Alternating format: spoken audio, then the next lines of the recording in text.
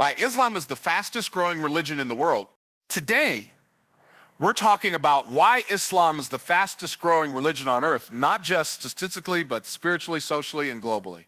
And I'll tell you right now, it's not by accident, it's not by force, by truth, discipline, and a divine call that echoes in every soul looking for meaning.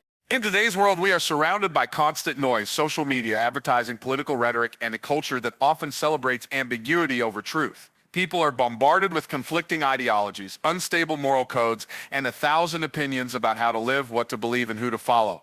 The result is confusion, anxiety, and a deep sense of spiritual emptiness. In this modern chaos, one of the primary reasons Islam is growing so rapidly is because it cuts through the noise and offers something rare and powerful: clarity.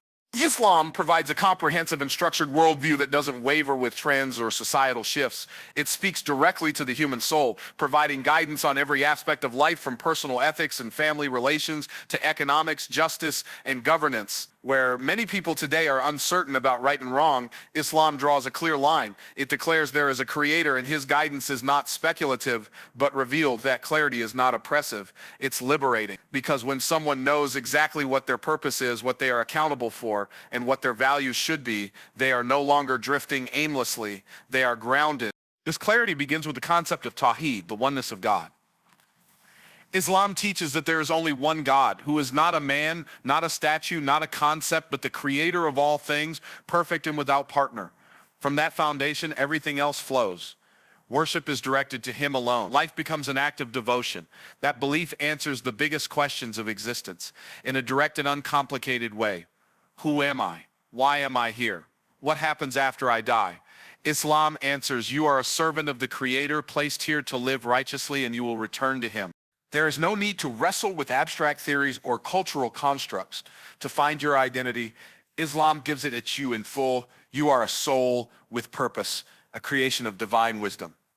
That identity comes with responsibility, but also with dignity. You are not an accident of biology or a product of society. You were created on purpose for a purpose. This clear worldview is deeply attractive to people who are tired of being sold empty slogans. Many have tried self-help, secular philosophies, and other belief systems that sound good on the surface but lack a consistent framework for living. Islam, by contrast, offers a complete system, not just a belief in God, but a way of life that includes prayer, charity, family ethics, community engagement, and personal development. It isn't fragmented, it's holistic. That coherence is rare in today's world, and people can feel it. And let's talk about the Qur'an, the final revelation. It doesn't claim to be a suggestion or one viewpoint among many. It speaks with divine authority and unshakable confidence. It calls to reflection, reason, and submission to the truth. For someone drowning in questions and skepticism, reading the Quran can feel like a rope being thrown into deep water. Its message is clear. There is no confusion in this book. That's not arrogance, that's divine certainty. And that certainty is what makes it so appealing to those seeking answers. When someone encounters Islam sincerely, they are not simply given a list of rituals. They are given a complete map for life. That map doesn't need to be rewritten every generation.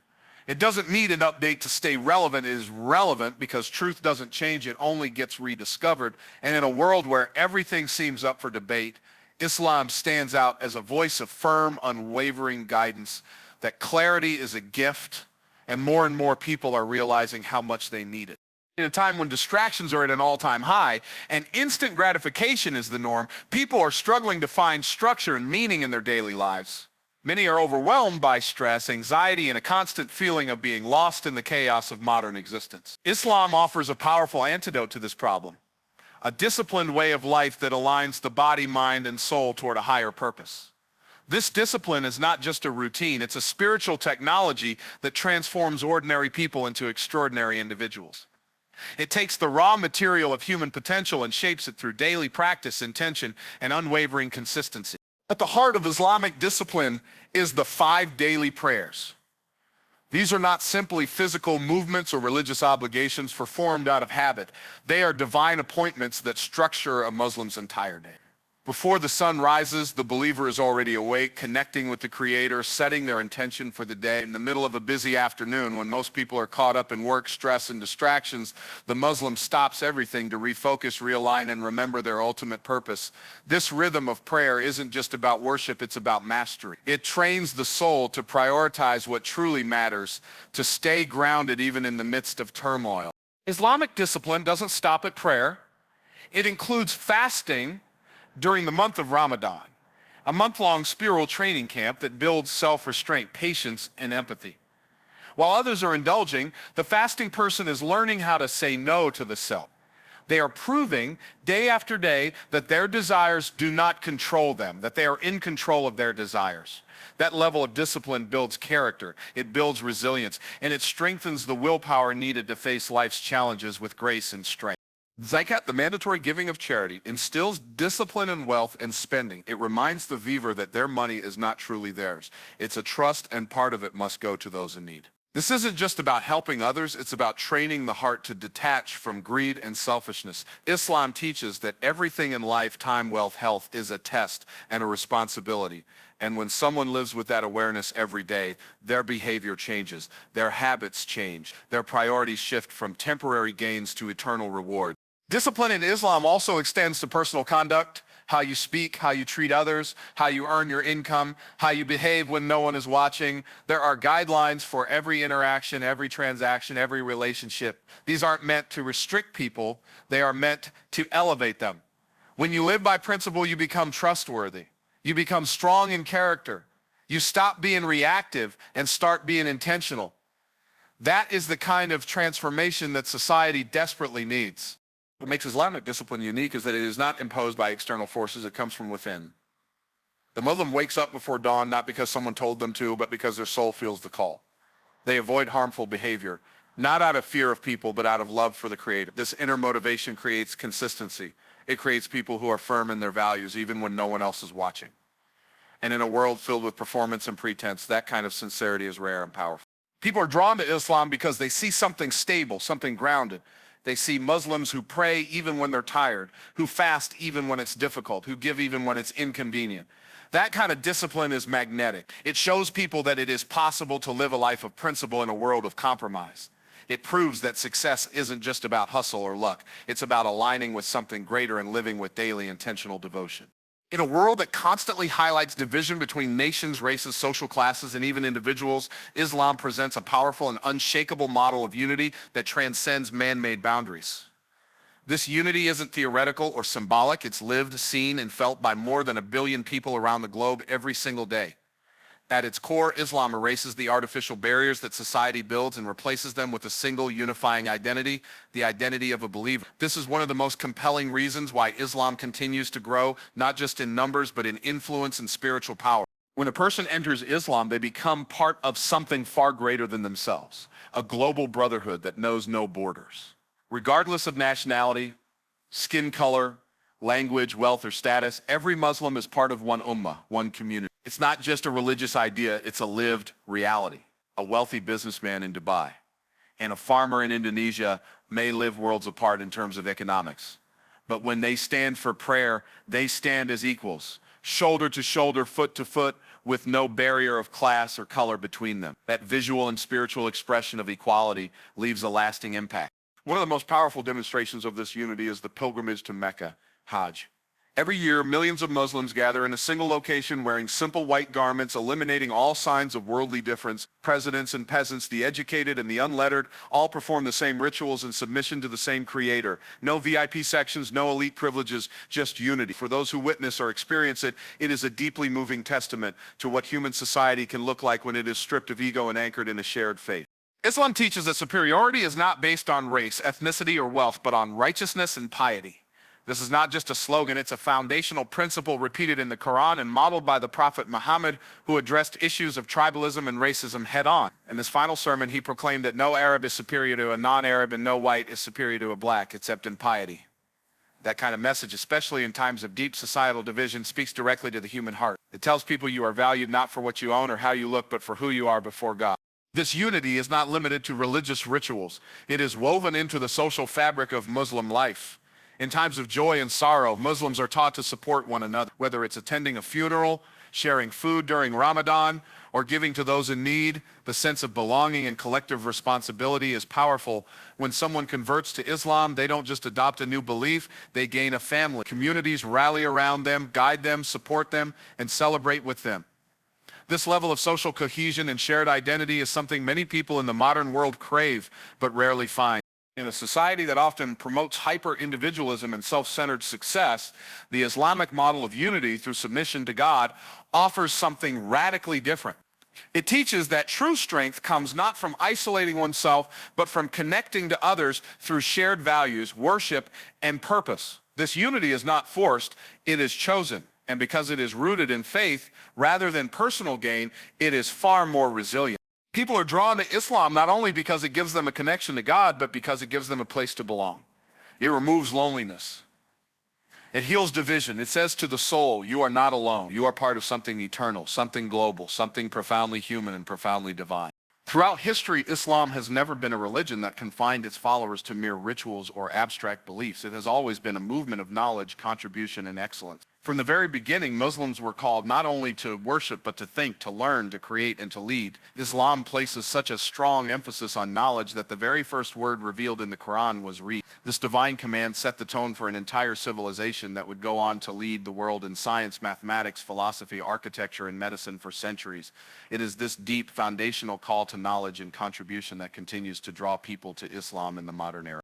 Islam doesn't separate the sacred from the practical.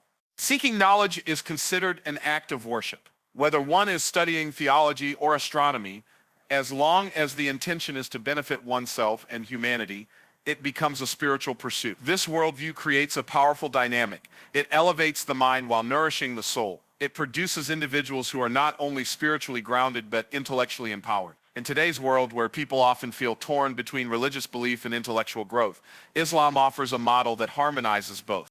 The legacy of Muslim scholars is a testament to this. Names like Ibn Sina, al-Khwarizmi, Ibn al-Haytham, and al-Razi are not only remembered in the Muslim world, but are recognized by historians globally for their groundbreaking work. They built hospitals, developed surgical tools, invented algebra, and laid the foundations of optics and chemistry, all while remaining deeply connected to their faith. Their contributions were not driven by ego or personal ambition, but by a sense of duty to serve God through benefiting humanity. That sense of responsibility is still alive in the heart of Islam today. Islam teaches that every individual has the potential to contribute. You don't have to be a scholar or a scientist to make a difference. Every act of good is counted, whether it's helping a neighbor, feeding the poor, teaching a child, or building a business that serves the community. All of it is valued. This belief system creates a sense of purpose and motivation. It turns ordinary lives into channels of extraordinary impact. It tells every person your life matters, your actions matter, and your knowledge is a trust that must be used for good. What's even more compelling is that Islam does not isolate the pursuit of knowledge to men or any elite class. Women throughout Islamic history have played major roles as scholars, educators, and patrons of learning. The Prophet Muhammad himself said that seeking knowledge is a duty upon every Muslim, male and female. This inclusivity fosters a community-wide culture of learning. It breaks down barriers and opens the doors of growth to everyone, regardless of background or status. In a time when many feel aimless, disconnected, or uncertain about their role in society, Islam provides a path of contribution that is both personal and communal. It teaches that wealth, talent, and time are not to be hoarded, but to be invested in bettering the world. That kind of mindset changes how people live. It creates leaders, innovators, and problem solvers who operate from a foundation of faith and service. Modern society often pushes people towards self-centered success, accumulating wealth, fame, or status for total satisfaction. But Islam redirects that drive towards something higher. It teaches that true success lies in benefiting others, in leaving a legacy of goodness, and in using one's blessings to fulfill a greater mission. People are drawn to that vision. They want to be part of something meaningful. They want to know that their talents and time have purpose beyond this world, and Islam answers that call by offering a legacy that stretches from this life into eternity. In a world overwhelmed by intellectual debates, fast-paced distractions, and the endless search for identity, many people are realizing that the deepest questions of life cannot be answered by logic alone, The mind may seek understanding, but the soul yearns for peace. And while many belief systems attempt to offer explanations and guidance, few speak directly to the human soul in the way Islam does. Islam doesn't just appeal to reason, it resonates on a deeper spiritual frequency that brings a sense of tranquility, purpose, and belonging that millions have spent years searching for elsewhere. At its core, Islam is not merely a list of beliefs or rituals.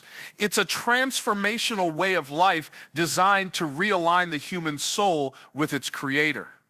When a person begins to explore Islam, they often describe an experience that goes beyond intellectual agreement. It feels like a return home. The Qur'an speaks directly to the heart. Its verses aren't abstract philosophical theories, they are divine reminders. They call the reader to reflect, to feel, to remember their origin, and to reconnect with the innate truth already embedded within them. Islam refers to this as the fitra, the natural God-given disposition every human is born with. The message of Islam doesn't introduce something foreign to the soul. It awakens what has always been there. This awakening is often described by new Muslims as a profound sense of inner peace. It's not simply the relief of finding a belief system. It's the settling of a restless heart. So many people today live with a silent ache inside, a constant, low-level dissatisfaction. Even those who are materially successful often feel a void that wealth, entertainment, and even relationships can't fill. Islam addresses that void not by covering it up with temporary solutions, but by offering the source of lasting contentment, a relationship with the Creator. Worship in Islam is not designed to be a chore, it is nourishment for the soul. When a Muslim prays, they are not reciting robotic phrases, they are standing in the presence of the one who knows them better than they know themselves. When they bow and prostrate, they aren't performing a ritual, they are humbling themselves before the source of peace, mercy, and power. These acts of worship recalibrate the heart, silence the noise of the world, and remind the believer that they are seen, heard, and loved by God. The lifestyle Islam promotes is one of balance. It doesn't demand monastic isolation, nor does it permit reckless indulgence. It invites believers to engage with the world, enjoy its blessings, and strive for excellence, but without losing sight of the hereafter. This balance brings harmony to people's lives. It gives them a clear sense of what matters and what doesn't. It lifts the pressure of trying to find meaning in ever-changing cultural values and instead provides a timeless framework grounded in divine wisdom.